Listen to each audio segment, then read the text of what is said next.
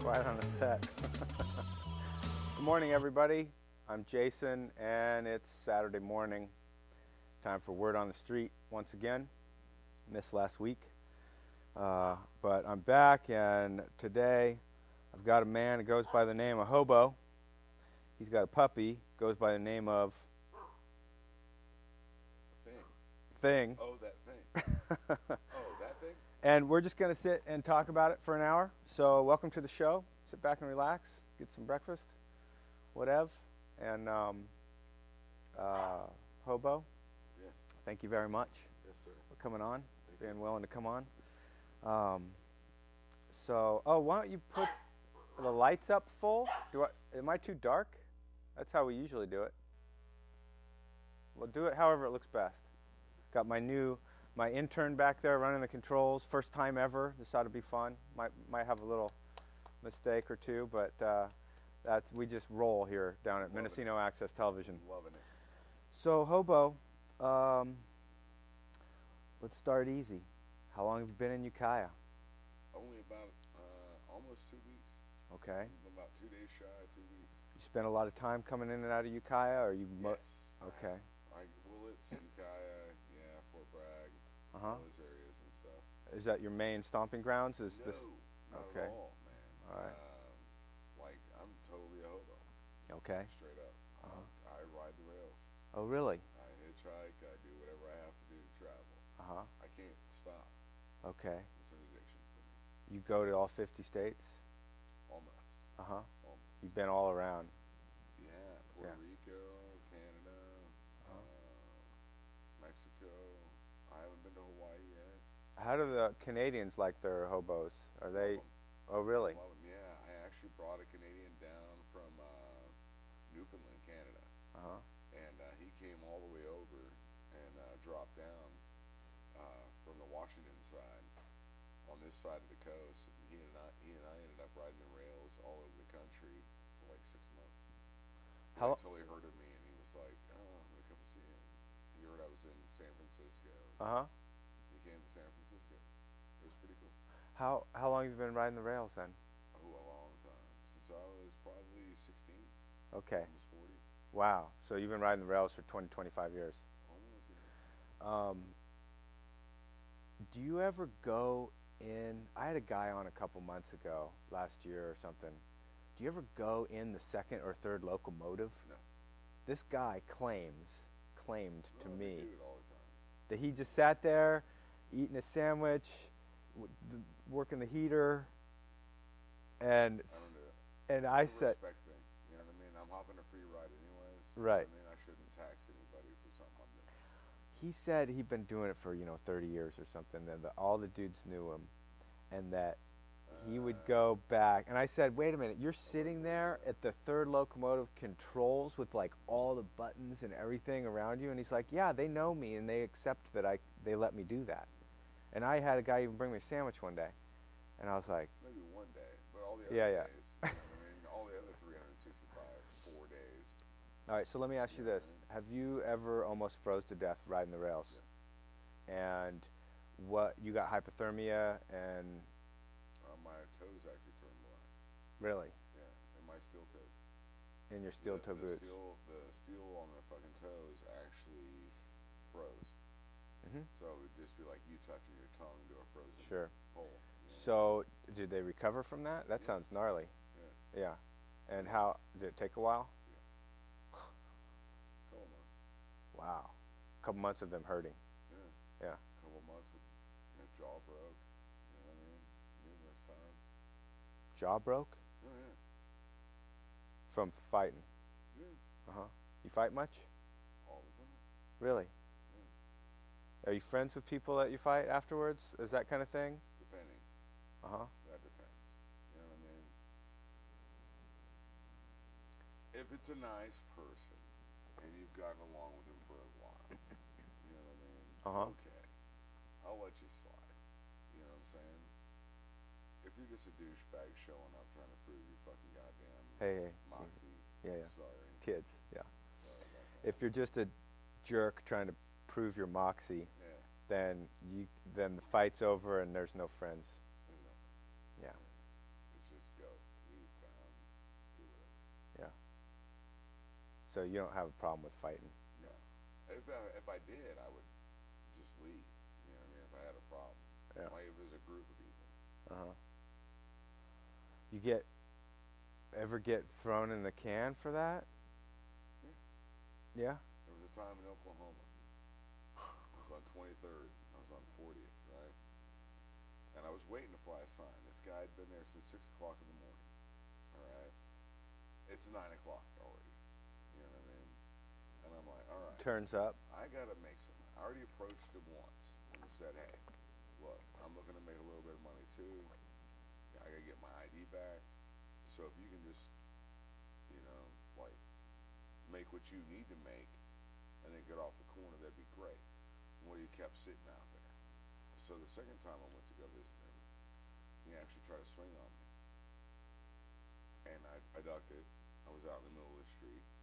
And then this guy in a Jeep, like 6 cars down, goes, I'll give you $30 right now if you fucking beat it. Sorry. If you beat him up. If you just beat him up. Yeah, sorry. I'm just using word for it. Yeah. So I was like, all right. So I did. And I got $30. And you didn't have to pan. Didn't have to Well, I spend. didn't have to manhandle, but I walked up the hill and the cop car ended up hitting me. And I ended up going to jail. Well, because, okay, the cop car hit me. I rolled around to the passenger side, even though he hit me to where I was going to try to roll to the driver's side.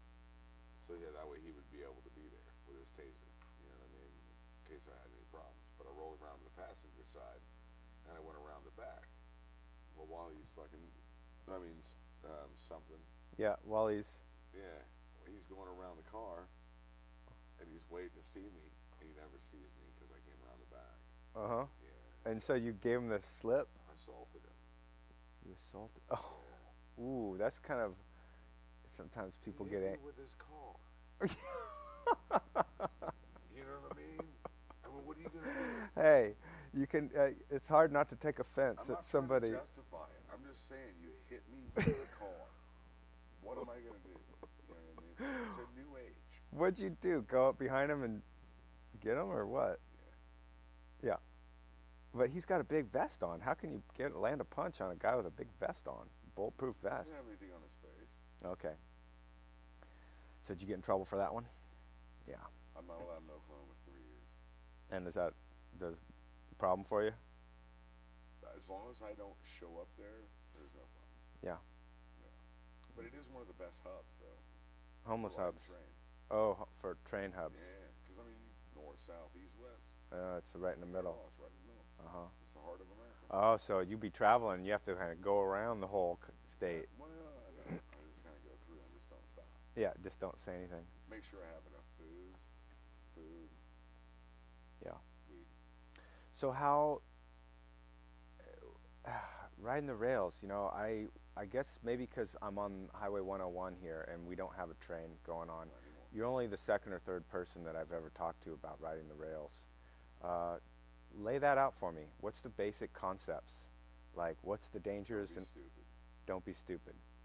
You can be stupid in the park, at the street, but you can't be stupid on the rails? Is that... Stupid in your box to go cash your box, so you can drive in your box, so you make sure you go to your other box, so you can watch a box.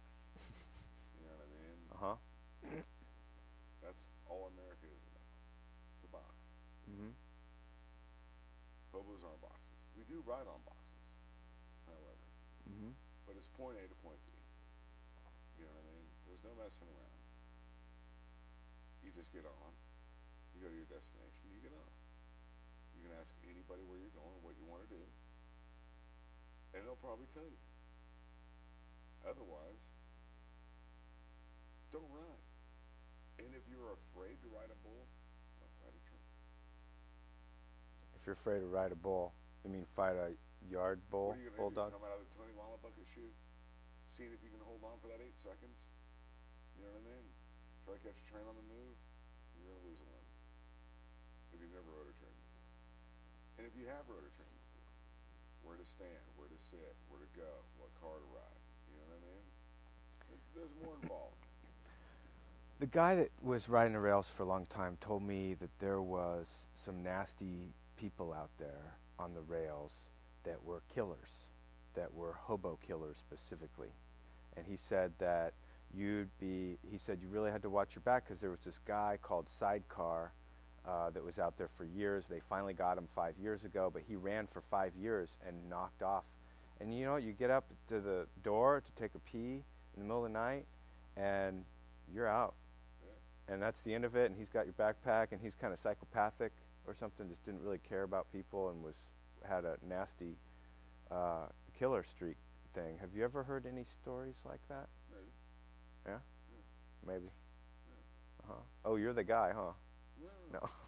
I'm just kidding. I'm not the guy. I'm just a simple hobo. Uh-huh.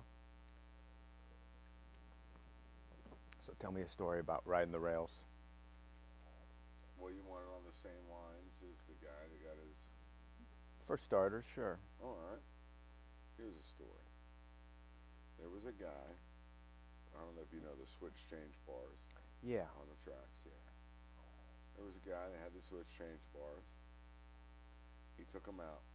We were all drinking underneath the bridge. We got out, the train runs right over the bridge. It's right over the highway, I-40. And we're all sitting underneath the bridge. We're waiting for the train to come through. It sides out right there. Boom, we're ready to go. So we side out. We're waiting for the train to fucking, sorry. It's all right. To something. And break air. Oh, hold on. We got to take a break here for a second, right in the middle of your story. Sorry about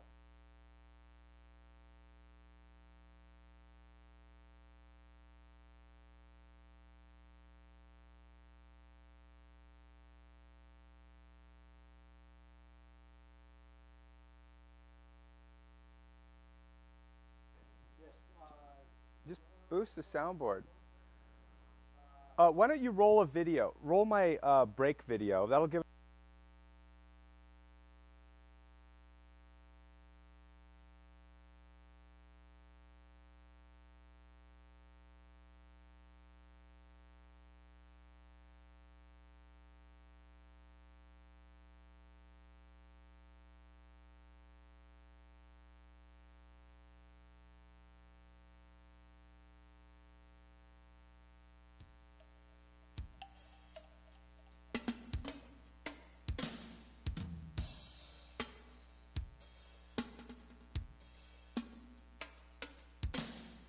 I slept between boats, made money off poems. That summer in Seattle, I never was alone.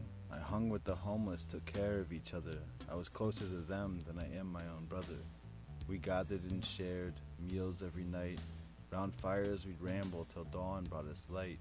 There was lovers and dreamers, addicts and thieves. We'd share with each other our deepest beliefs. About pain from the past, how life had been tainted. Or how life's just a canvas, waiting to be painted. We talked of possibilities that never really end, how the heart that's broke the most would eventually mend.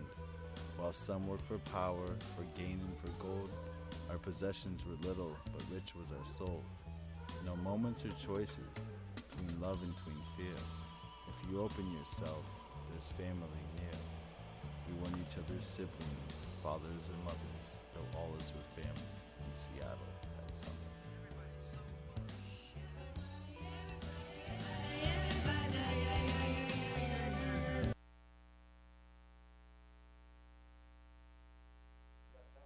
All right, so thanks for your patience.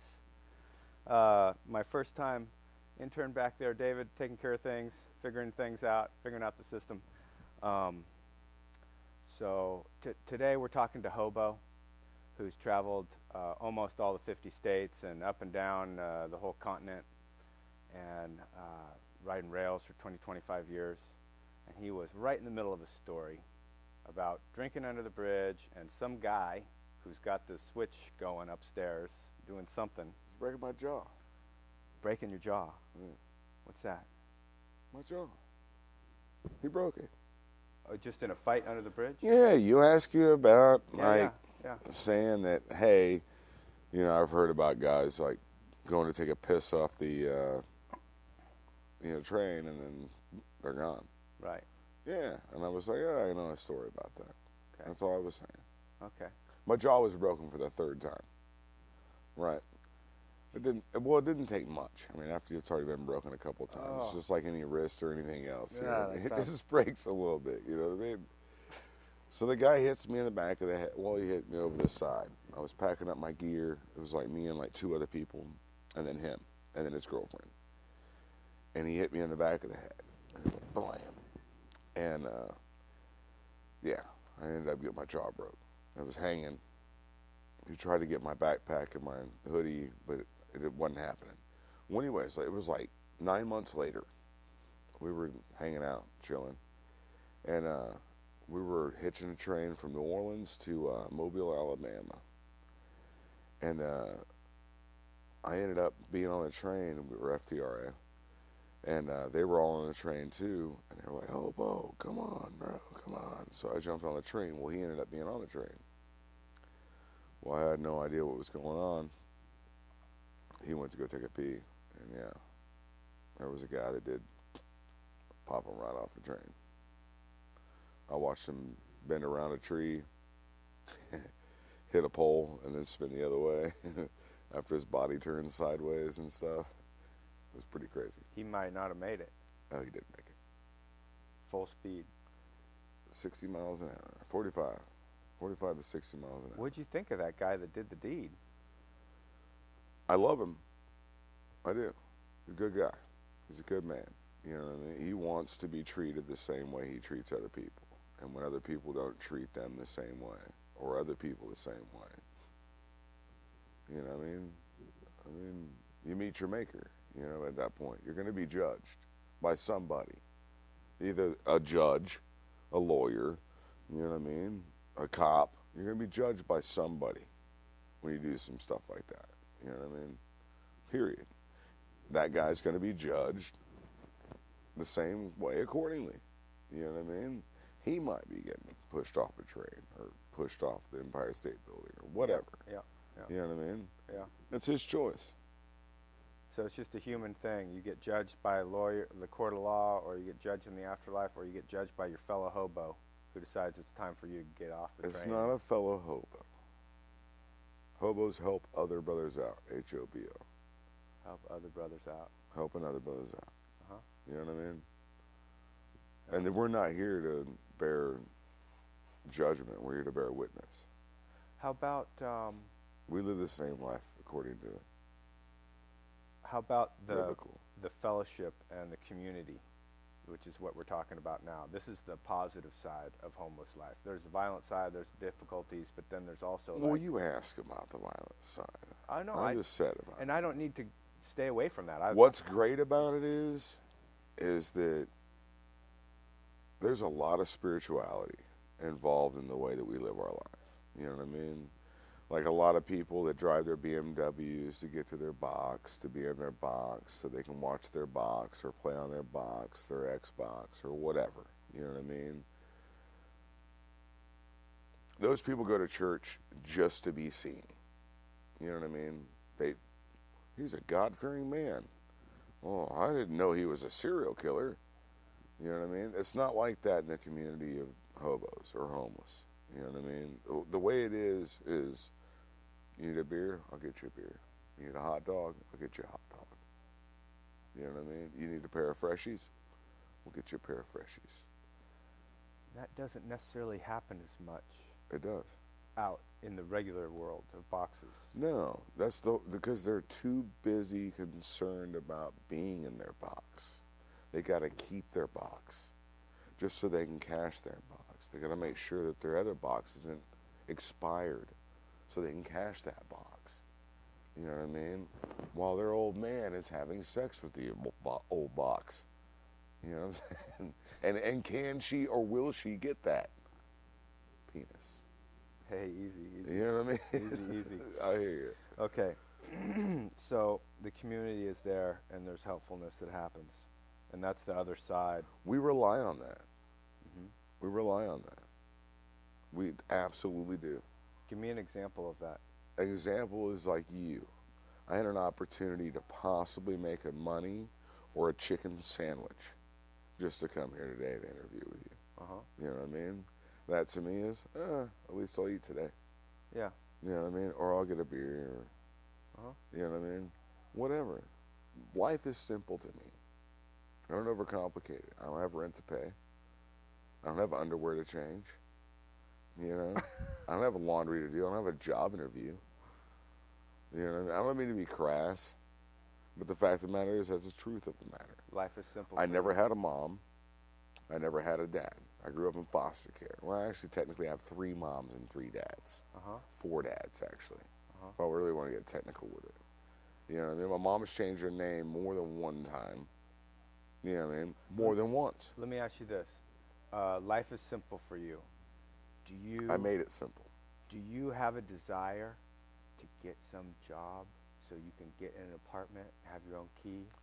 Dude, I have a business communications degree, a culinary arts degree, and I'm a journeyman plumber. Okay. You don't think I made this choice? I'll take that as a no. You know, most people that I interview have some kind of like, yeah, I don't like this. I'm stressed out. I'm not enjoying myself. I got to get into an apartment so I can have a key and find me a landscaping job. A master's in communication, a culinary arts degree, and I study under Chef Lynch. And I'll look in the camera for that one. You know what I mean? Really? Oh, yeah. West End hotels and shit, bro. And I'm a journeyman plumber. Yeah. Mike Lucier. That's in New York, Schenectady. That's impressive. You could sweat a pipe. Dude. I can't. Let me ask you this. I lay a house in less than a day. Let's get into a quick life story. Paint the big picture here. We're almost like halfway through our show. We got Hobo here with us, talking about it all. Word on the street. Douchebag. What was age 0 to 10 like for you? Hell. Okay. Absolute hell. It was not an easygoing, fun. My first father, Larry Wood. Well, not my first father. I went in foster care. I was in foster care until I was about 5, I guess.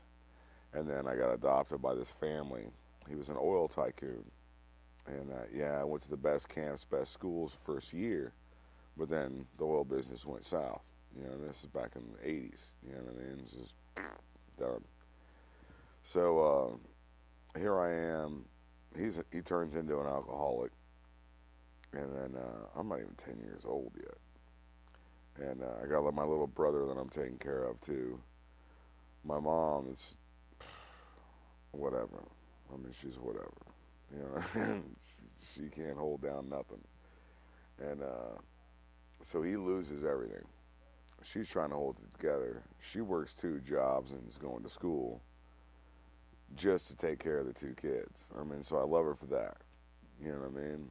However, the communication with her wasn't great.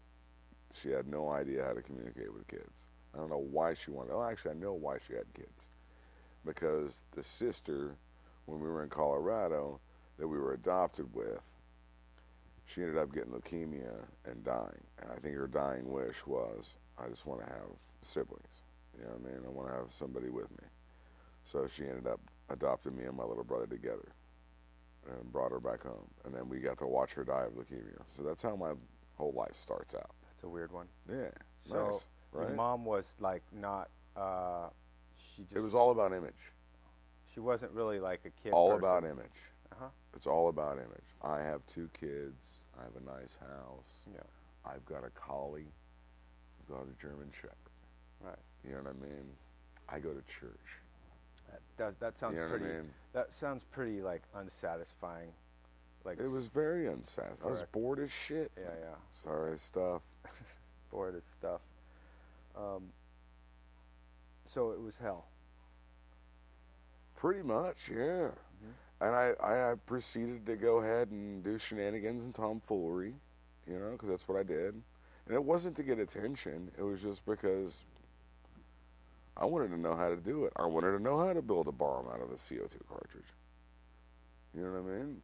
I wanted to know how to do that stuff. I wanted to know how to survive. I wanted to know how to hunt. I wanted to know how to do this stuff. You know, I've been attracted to doing this right here since my dying day. And my dying day's not here yet. And I love that. So How about 10 through 20? Tell me a little bit. Paint the picture a little bit. Phenomenal. What? Phenomenal. Well, I had my baby boy. Okay. Yep. And I'm not allowed to see him because they think I'm the Antichrist. And she convinced him of me being the Antichrist or something. I don't know what happened, man. I don't know if it was because I lived 200 feet away from the school or what. I don't know. But anyways, I'm the Antichrist. So it's on record. This was in Tulsa, Oklahoma. Tulsa, Oklahoma is willing to put on some sort of official record that you're the Antichrist? Yes. What in the world does that mean? I have no idea. I have no idea. Well, I told him that I was born of a jackal. You know what I mean? Because I'm crazy. You know what I mean? That was the whole meaning behind it. But the fact of the matter is, it ended up being that I'm the Antichrist. So they put a restraining order on you? Yeah. So I'm not even allowed in Oklahoma. Ever. How old's your boy right now? 13. Mm-hmm. When was the last time you saw him? Ooh, he was like 6. Wow. Yeah. I convinced her finally. Well, I ended up getting like a job and stuff in Phoenix, Arizona, and settling down and trying, you know. And I was sending her money, doing all that stuff. She wouldn't take it. Wouldn't take it at all. Didn't send the checks back either. But anyways, tried. Nothing happened. And even the Christmas gift that I sent him was sent back. So it was just like, eh. And then I got arrested when I went to her house. And I sat across the street with my arms crossed, just waiting for my boy to come out so I can see him. Mm-hmm. Yeah, he never came out. The cops came. That was awesome. So I spent like 6 days in jail. That was awesome. Well, you'll see him in 5 years, I suppose. Maybe. We never know. Yeah. Go on computers? No. I don't do anything with technology. Yeah. At all. Well, maybe you'll be on Facebook in a couple years. I'm not. I do not get on the computer. I don't use a cell phone. I use a cell phone for one person. And that's the lady that I love, Dorothy Frisella. Where's she live? Wisconsin. But she's actually in Northern Cali right now doing a trim job. That's why you're here? No. No, I was here to celebrate my birthday with my friends in the parking lot over there. Happy birthday. Thank you. April 25th. So the funny thing about Walmart is that it's cool. It's living room. It's your living room. Wipe your feet. Wipe your feet before you come in. And the cops come around, but they're not really sticklers. No, not really. Depends on who you are, I guess. Yeah. So, how does Ukiah compare, Mendocino County, compare to other places in the country as far as like how easygoing it is here, just life in general? Oh, the people here rock. Oh, really? Oh, yeah. I love the people here. They all understand. They're all according. They treat people the way that they want to be treated. You know what I mean? Like, oh, what if I was in that situation? You know what I mean? What if I was adopted? And the first thing that I knew in my life was my sister died of leukemia. And then I got bounced around from family to family doing my thing. And then I was kicked out when I was